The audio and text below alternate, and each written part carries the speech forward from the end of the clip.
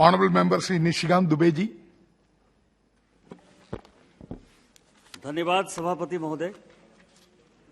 मैं इस सदन के सदस्य रेडेप्पा नालकोंडा गारी जी के द्वारा प्रस्तुत रिजोल्यूशन के लिए बोलने के लिए खड़ा हुआ। सबसे पहले मैं इस देश के माननीय प्रधानमंत्री जी, जिनके नेतृत्व में देश आगे बढ़ रहा है, और उस नेतृत्वकर्ता के नेतृत्व में जो माननीय रेल मंत्री इस रेल के लिए दिन रात मेहनत कर रहे हैं, उसके लिए मैं अश्विनी वैष्णव जी को ढेर सारी बधाई और शुभकामना देना चाहता हूं। सभापति महोदय, मैं भारत सरकार को इसलिए भी धन्यवाद देना चाहता हूं कि आज तक जो भी रेल लाइन बनता था, स्टेशन बनता था, उसमें एक जो क्राइटेरिया था, और जिस कारण से कि 70 साल 75 साल तक यहां की जनता परेशान रही कि आपका रेल लाइन वही बनेगा। यहां कृष्णा बैठे हुए हैं, कृष्णा बड़े परेशान रहे जब से ये मेंबर ऑफ पार्लियामेंट हुए हैं, तब से वो लगातार कहते रहे कि मेरा रेल लाइन कैसे बनेगा।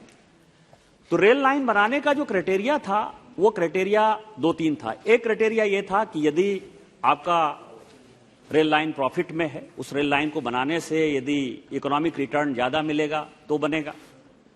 दूसरा था कि यदि राज्य सरकार उसमें मदद करना चाहती है, राज्य सरकार फ्री ऑफ लैंड दे दे तो बनेगा, राज्य सरकार उसका आधा खर्चा दे दे तो बनेगा, या जो पीएसयूज हैं या जो प्राइवेट कंपनी है या जो सरकारी कंपनी है जो ट्रांसपोर्टेशन करती है, यदि उसका एक एसपीवी बनाकर वो यदि रेल लाइन बनाए तो शायद रेल लाइन बन जाए।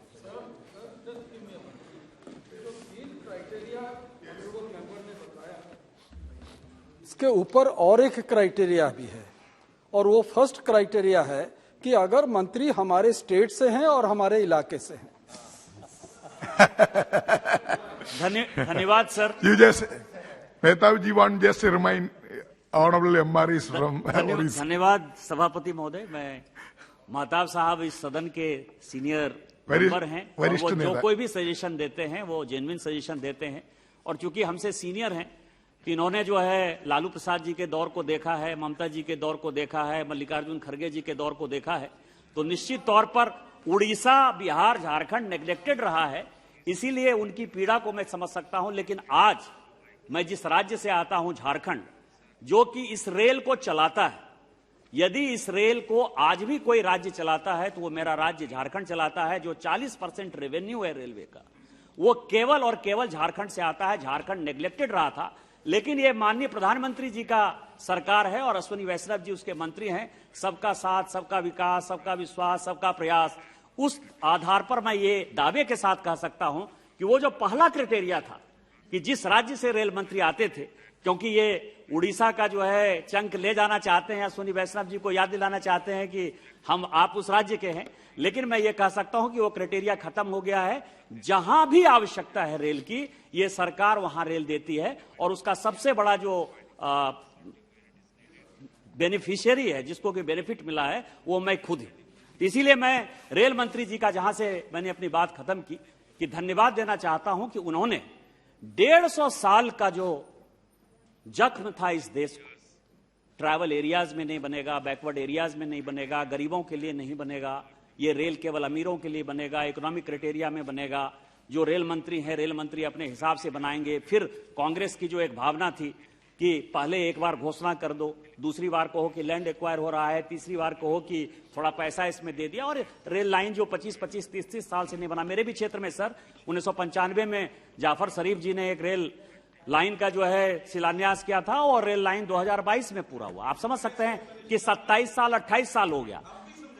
तो मैं आपको बताऊं कि उसके लिए ये क्राइटेरिया भारत सरकार ने चेंज किया है, और ये तय किया है कि अब हम इकोनॉमिक रेट ऑफ रिटर्न के आधार पर नहीं, केवल और केवल बैकवर्ड इलाके में भी यदि मुझे रेल लाना है और रेल की आवश्यकता है, तो उसको पीएम गति शक्ति के तौर पर रेलवे अपने फंड से पैसा देगी, और जिसके लिए माननीय वित्त मंत्री ने जो है 2,40,000 करोड़ का इतना बड़ा फंड दिया, जिसमें 75,000 करोड़ रुपया तो नए रेल लाइन के लिए दिया है। तो मैं भारत सरकार का, माननीय वित्त मंत्री जी का और माननीय रेल मंत्री जी का आभार प्रकट करना चाहता हूं, जिसके कारण मेरे इलाके में जो गोड्डा जहां की कभी सोचा था नहीं लोगों ने, आजादी के 75 साल बाद रेल नहीं मिला, वहां अब रेल लाइन जो है बनना शुरू हुआ है और 1451 करोड़ रुपया जो है उन्होंने उसी पॉलिसी के तहत दिया है। इसके लिए मैं धन्यवाद देना चाहता हूं। सर, जो ये रिजोल्यूशन है, ये रिजोल्यूशन बड़ा अच्छा रिजोल्यूशन है। इस देश में तकरीबन 8,500 रेलवे स्टेशन और 8,500 रेलवे स्टेशन की जो स्थिति है, और यदि ट्रैक की स्थिति यदि देखेंगे, हम लोग तो बचपन से केवल ट्रेन से ही चलते रहे, तो रेलवे स्टेशन पे गंदगी, रेलवे ट्रैक पर गंदगी, झुग्गी झोपड़ी का बसेरा, और आप जो है आधा घंटा 45 मिनट बढ़िया से किसी भी रेलवे स्टेशन पर खड़े नहीं हो सकते थे। ये 2014 के पहले की स्थिति थी, चाहे इसको आप अच्छा मानना चाहें मानना, बुरा मानना चाहें बुरा मानना। मुख्य मुद्दा है सर कि बड़े शहरों में, जैसे ये जो 23-24 स्टेशन इन्होंने पहले फेज में मार्क किया था, उसमें सर 2700 एकड़ जमीन के आसपास जो है वो है, और वो एनक्रोच है काफी। और अभी जिस तरह से उत्तराखंड में चीजें डेवलप हो रही हैं कि रेलवे अपने ही लैंड को नहीं ले पा रहा है और उसमें सुप्रीम कोर्ट हाई कोर्ट कर रहा है, और राज्य सरकार जो है कई एक जगह मदद करती है, जहां मदद नहीं करती है वहां बड़ी समस्या है। लेकिन इसमें जो मेरा सवाल है सर कि यदि टूरिज्म में यदि आपको आगे बढ़ना है तो आपको देश समझने की आवश्यकता है। दिल्ली में, मुंबई में, कलकत्ता में तो आप कर लेंगे, उसकी इकोनॉमिक वायबिलिटी आ जाएगी, बहुत आसानी से आ जाएगी, लैंड महंगा है, इकोनॉमिक वायबिलिटी आ जाएगी।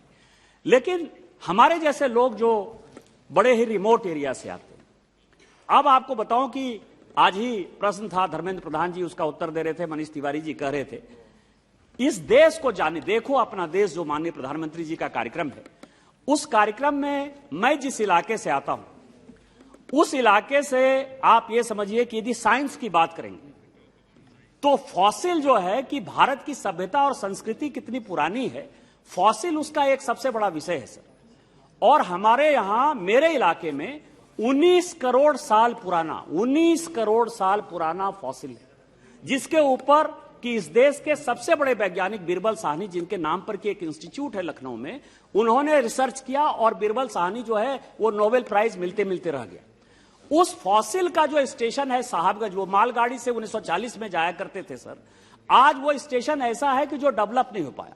हम फॉसिल देखने के लिए अपने विद्यार्थियों को, अपने बच्चों को कनाडा की कैलगरी ले जा रहे हैं, यूएस ले जा रहे हैं, उससे पुराना फॉसिल हमारे यहां है। लेकिन चूंकि कनेक्टिविटी नहीं है, रेलवे स्टेशन हम प्रॉपर नहीं बना पाए, टूरिस्ट डेवलप नहीं हो पा रहे हैं, इसीलिए जो है उस साहबगंज का डेवलपमेंट नहीं हो पाया।